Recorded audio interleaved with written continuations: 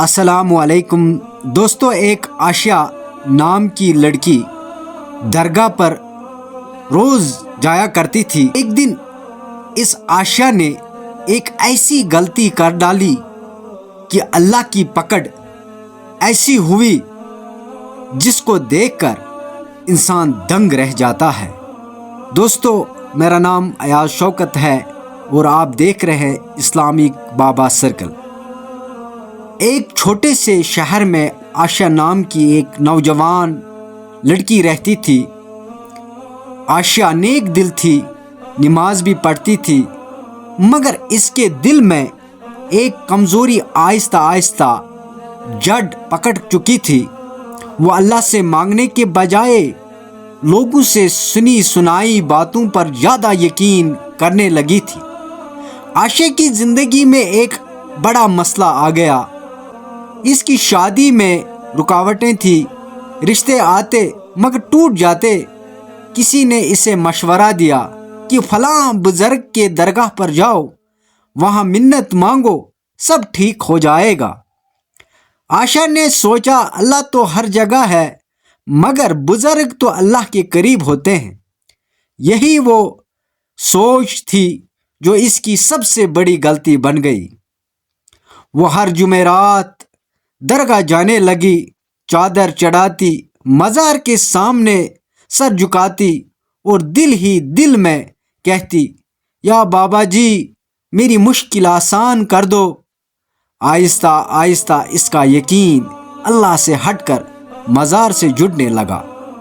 اس نے منت مانی، دھاگے باندھے اور یہ سمجھنے لگی کہ اب اس کی تقدیر مزار کے ہاتھ میں ہے۔ اس نے یہ بھول گئی کہ مدد مانگنے والا صرف اللہ ہے۔ ایک رات اس نے خواب دیکھا۔ اس نے دیکھا کہ ایک اندھیرا میدان ہے، وہ اکیلی کھڑی ہے اور ہر طرف سے آواز آ رہی ہے، جس سے مانگنا تھا آج وہی بے بس ہے۔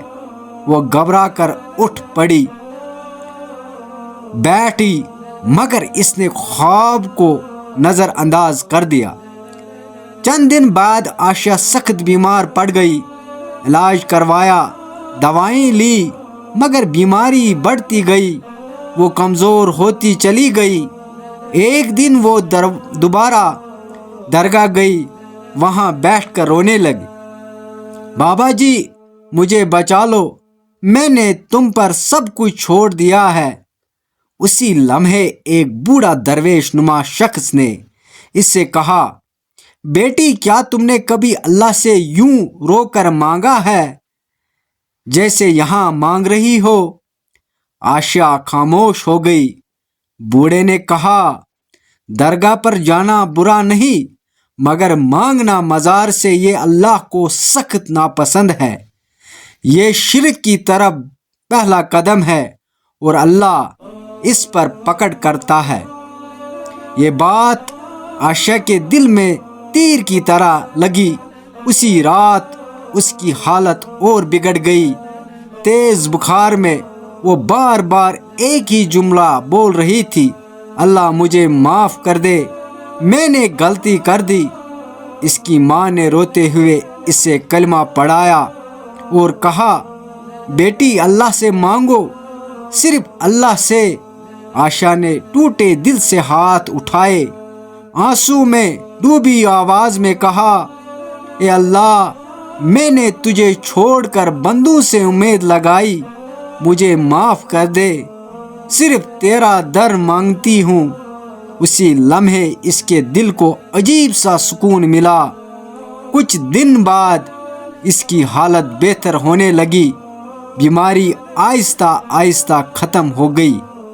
یہ اللہ کی رحمت تھی، مگر یہ بھی اللہ کی تنبیہ تھی۔ عائشہ نے توبہ کر لی۔ اس نے سیکھ لیا کہ درگاہ عبرت کے لیے ہو سکتی ہے، مگر مانگنا صرف اللہ سے ہے۔ مشکل ہو یا آسانی، حاجت صرف رب کے سامنے رکھنی ہے۔